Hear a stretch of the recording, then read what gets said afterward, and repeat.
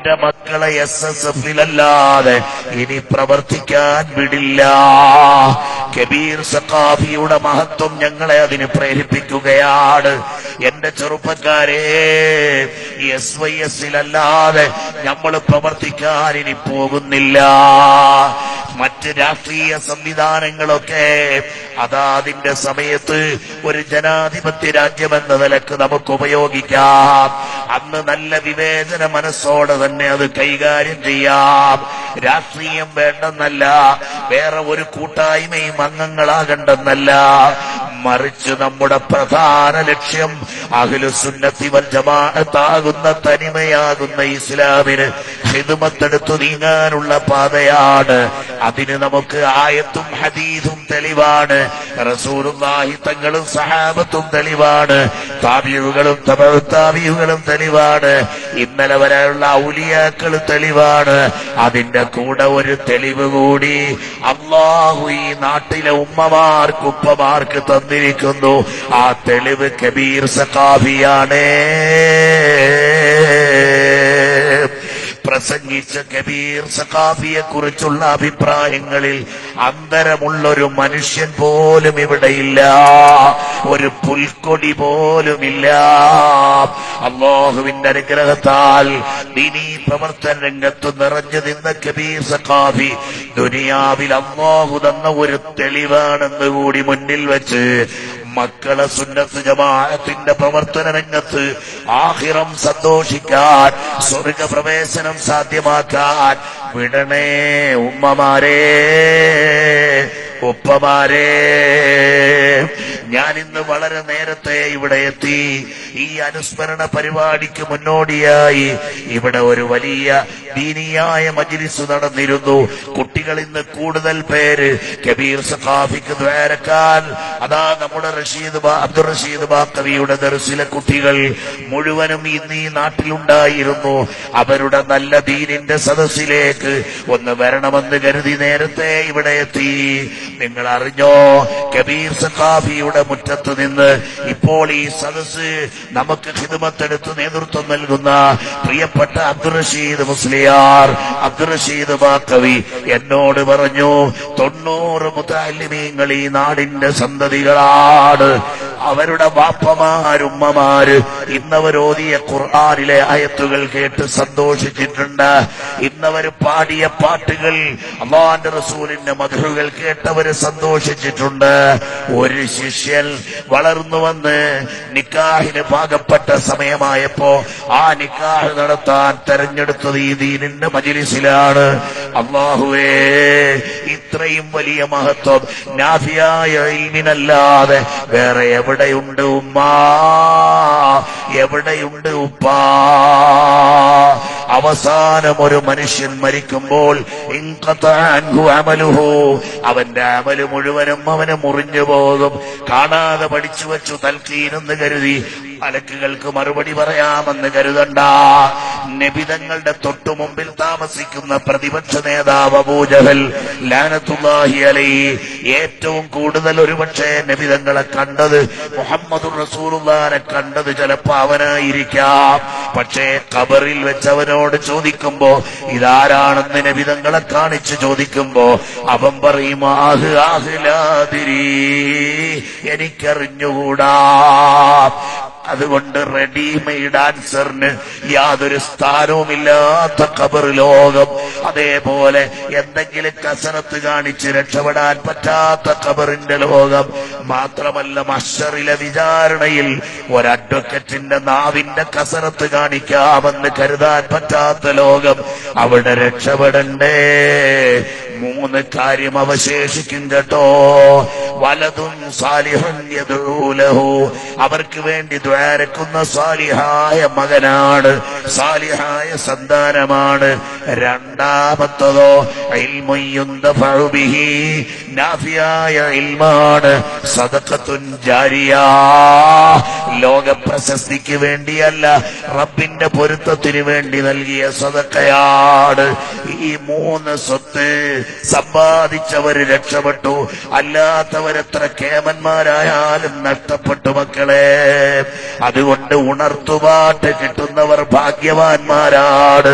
കബീർ സഖാഫി എന്ന സുഹൃത്തിന്റെ വിയോഗം വിരഹ ദുഃഖത്താൽ നാം ചർച്ച ചെയ്യുമ്പോൾ സങ്കടകരമാണെങ്കിലും അല്ലാഹുവിന്റെ ദീനിന്റെ പ്രവർത്തകൻ ഇത്ര പ്രസക്തിയുള്ളയാളായി എന്ന് ബോധ്യപ്പെടുന്ന ഒരവസരം പടച്ചറ വിട്ടു തന്നപ്പോൾ അത് നമ്മുടെ മക്കളെ നന്നാക്കാൻ, നമുക്ക് നന്നാകാൻ, നമുക്ക് ദീനീ രംഗത്ത് ഉറച്ചു നിൽക്കാൻ ഒരു നല്ല അവസരമാണെന്ന് കരുതി SYSന്റെ പ്രായത്തെക്കാൾ മേലെയുള്ളവർ പ്രവർത്തിക്കാൻ വേദിയില്ലാതെ വിഷമിക്കേണ്ടതില്ല.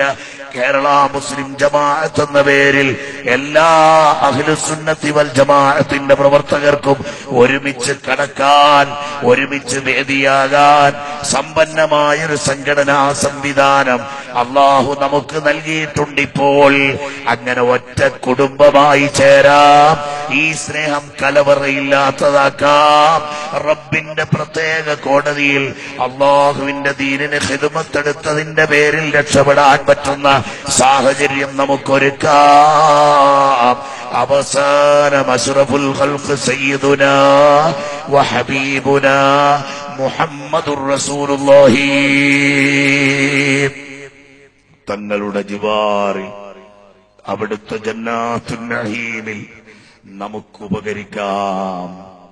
ഇത് പ്രത്യേകം ഓർമ്മപ്പെടുത്തി അൽഹംദുലില്ലാഹ് മർക്കസു സഖാഫത്ത് സുന്നിയയും നമ്മുടെ ഒറ്റപ്പാലം മർക്കസും അതുപോലെ MITയുടെ വിദ്യാഭ്യാസ പദ്ധതിയും അതേപോലെ തന്നെ ICFRCയുടെ പ്രിയപ്പെട്ട കൂട്ടുകാരുടെ സ്നേഹോഷ്മളമായ ഉപഹാരങ്ങളും എന്തെല്ലാം ഉണ്ടെങ്കിലും നമ്മുടെ പ്രിയപ്പെട്ട മക്കൾ അവരുടെ ഇത്രയും നല്ല ഒരു ഉപ്പയെ കാണാൻ പറ്റാത്ത വിഷമം. ആ മക്കള് എന്റെ മുമ്പിലിരിക്കുന്നുണ്ട്, ഒരു മകൻ.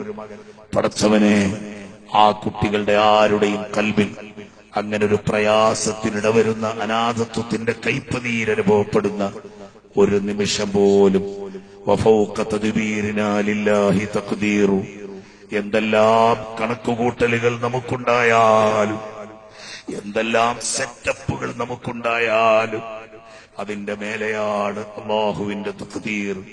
അതുകൊണ്ട് റബ്ബേ, നിന്റെ കാരുണ്യം കൊണ്ട് അവരെ പൊതിയുകയും ഒരു നിമിഷം പോലും അങ്ങനത്തെ ഒരവസ്ഥ അവർക്കില്ലാതെ നീ കാക്കുകയും ചെയ്യണം റഹ്മാനേ.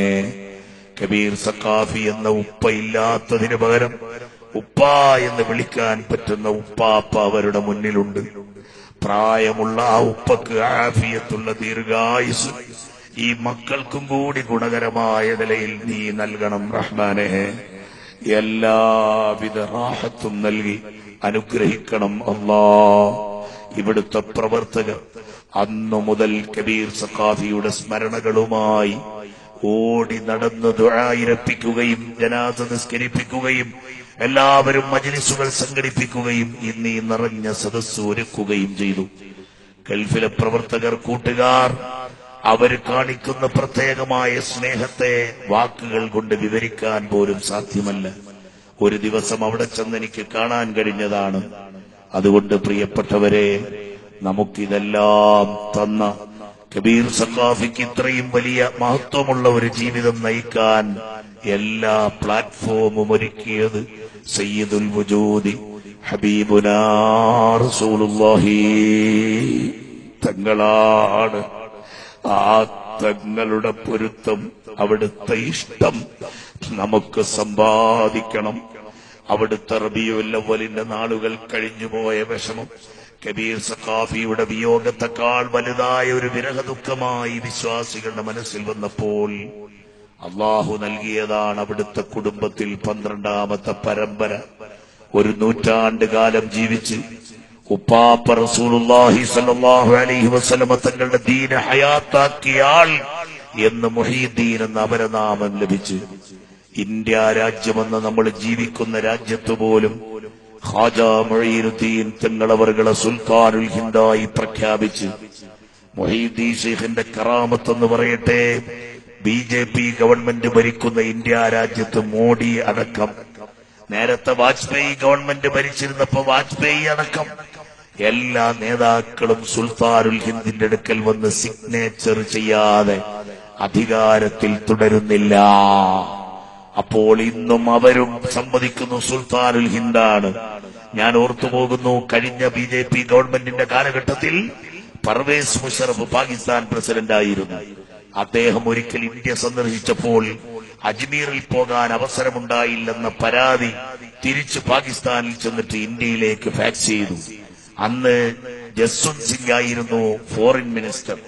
അദ്ദേഹം കൊടുത്ത മറുപടി, ഖാജാ തങ്ങൾക്ക് നിങ്ങളെ താല്പര്യമുണ്ടായിരുന്നെങ്കിൽ അവിടുത്തെ സവിധത്തിലെത്തുന്നത് തടയാൻ ഒരു സംവിധാനത്തിനും കഴിയില്ല എന്നായിരുന്നു ജസ്വന്ത് സിംഗ് എന്ന് പറയുന്ന BJP ഗവൺമെന്റിലെ വിദേശകാര്യമന്ത്രിയുടെ മറുപടി. അങ്ങനെ സർവരും ഒരുപോലെ സമ്മതിക്കുന്ന ഖാജാ തങ്ങളെ ഇന്ത്യ രാജ്യത്തിന്റെ സുൽത്താനായി നൽകിയ ഷെയ്ഖ് ജീലാനി റളിയല്ലാഹു അൻഹു അവിടുത്തെ ഓർമ്മകളിലായി ആത്മീയമായ പുരോഗതി കൈവരിച്ച് നാളെ ജന്നാത്തുൻ നഈമിൽ വളരെ ഈ സന്തോഷത്തോടെ കബീർ സഖാഫിയും സയ്യിദ് ഉമർ ഫാറൂഖ് അൽ ബുഖാരി തങ്ങളും വൈലത്തൂര് ബാബ ഉസ്താദും തിരൂരങ്ങാടി ബാപ്പു ഉസ്താദും മോളൂര് മാനു ഉസ്താദും ഇങ്ങനെ തുടങ്ങിയ താജുൽ ഉലമയും നൂറുൽ ഉലമയും കണ്ണിയത്ത് ഉസ്താദും ശംസുൽ ഉലമയും എല്ലാം അടങ്ങുന്ന വലിയ മഹത്തുക്കളുടെ കൂടെ നമുക്ക് ഇൻഷാ അല്ലാഹ് സ്വർഗത്തിലെത്തണം. അല്ലാഹു അതിന് തൗഫീഖ് നൽകി അനുഗ്രഹിക്കുമാറാകട്ടെ. പുന്നാര ഹബീബിനോടുള്ള മഹബ്ബത്ത് അതാണ് കബീർ സഖാഫിയെയും ഈ നിലക്കെത്തിച്ചത്. ഏത് പ്രതിസന്ധിയിലും നബിതങ്ങൾ എന്റെ രംഗങ്ങളെല്ലാം കാണുന്നുണ്ടെന്ന് സമാധാനത്തോടെ നബിതങ്ങളെ ഇഷ്ടപ്പെട്ട് റൗദാ ഷരീഫിലേക്ക് പോകുന്ന വഴിക്കാണ് പരലോകത്തേക്കുള്ള യാത്ര.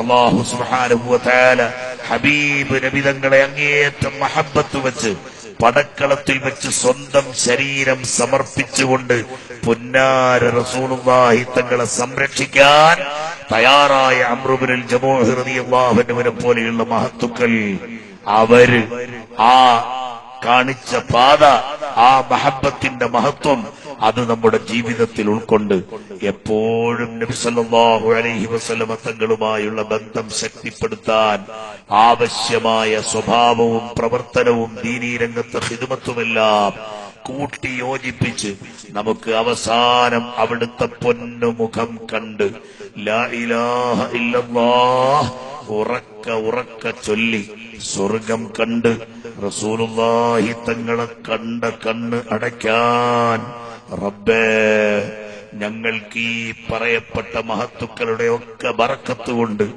ഞങ്ങൾക്ക് നീ തൗഫീഖ് നൽകണം റഹ്മാനേ എന്ന് ദുആയിരന്ന് ഈ സമയത്ത് ഞാൻ എന്റെ വാക്കുകൾ നിർത്തുകയാണ്. ഇൻഷാ അല്ലാഹ് ഇവിടെ പ്രത്യേകം തഹ്ലീലും ദുആയുമെല്ലാം ഇപ്പോൾ നടക്കും.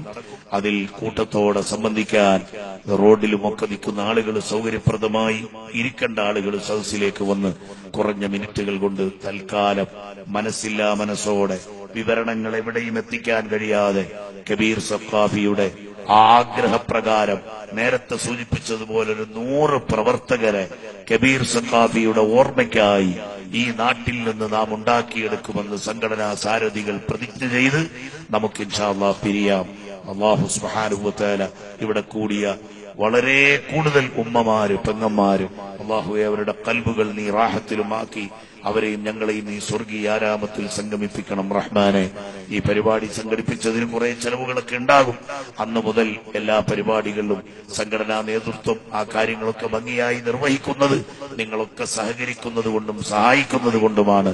അതുകൊണ്ട് ഇൻഷാ അല്ലാഹ് മുസാഫഹത്ത് ചെയ്യുമ്പോഴും അല്ലാത്തപ്പോഴുമൊക്കെ സഹായങ്ങൾ അർപ്പിച്ച് ഇനിയും ഇത്തരം ദീനീയായ സദസ്സുകൾ സംഘടിപ്പിച്ച് വേണ്ടവരെ ഓർമ്മിക്കാൻ, അതുപോലെ ജീലാനി തങ്ങളെയും പുന്നാര ഹബീബ് തങ്ങളെയും റിഫായി ശൈഖിനെയും എല്ലാം മനസ്സിലാക്കി തരാനുള്ള വേദികൾ ഒരുക്കാൻ ഈ പ്രവർത്തകർക്ക് കരുത്തേകണമെന്ന് കൂടി ഓർമ്മപ്പെടുത്തി. അസ്സലാമു അലൈക്കും വറഹ്മത്തുള്ളാഹി വബറകാതുഹു.